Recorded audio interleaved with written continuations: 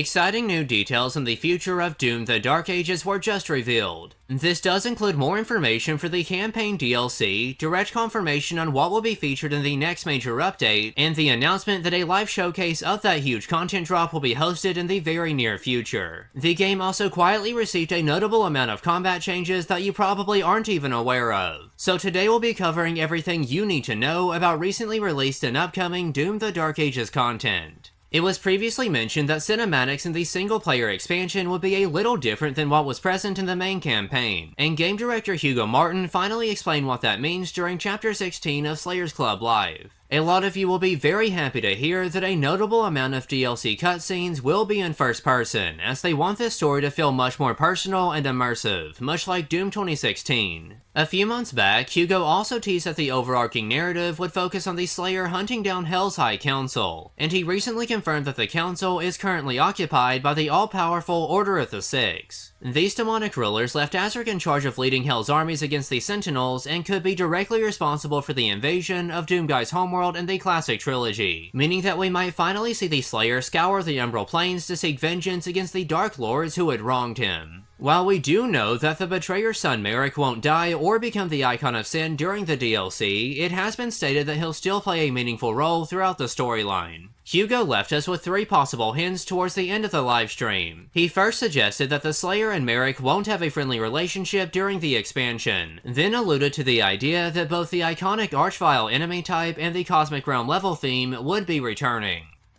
I see you say, Ian says, I think Merrick and Doomguy would be good friends.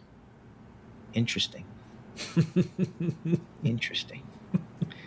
And then, Hugo, are we seeing the return of the Archvile in the DLC? Interesting.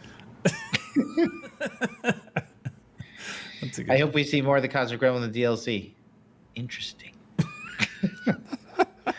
Keep in mind that while these aren't direct teasers, it's pretty common for Hugo to drop subtle yet important hints just like this, so it's absolutely worth taking into consideration going forward. Early on in the episode, it was finally confirmed that the next major Doom: The Dark Ages update will introduce the Ribitorium 2.0 amongst other things. It's expected that players will gain access to previously confirmed content such as pre-made encounters, enemy loadout saving, individual wave customization, and the ability to share your creations with friends. I also wouldn't be surprised if additional cosmetic rewards and new arenas were included to help expand the experience, although that's nothing more than speculation. Hugo and Josh are taking a break from streaming next week, but it was thankfully announced that if all goes according to plan, the duo will return on Thursday, November 6th with an exclusive preview of the new content drop, including a sneak peek at the Ribitorium 2.0. The Dark Ages quietly received an update through the active tunable system earlier this week, meaning that no download was required and most players probably aren't even aware that anything was changed. It was clarified that some of these changes were made in preparation for the upgraded Ribitorium, which is why the overall speed of the Cacodemon's Lightning Wall projectile was reduced, and the Cosmic Baron's range guillotine attack no longer immediately breaks the player's shield upon impact. The acceleration of projectile spawn following enhanced Azric's dive attack has been lowered, and the base damage of a spear throw cannot break the shield saw in a single shot on 2 types damage or lower.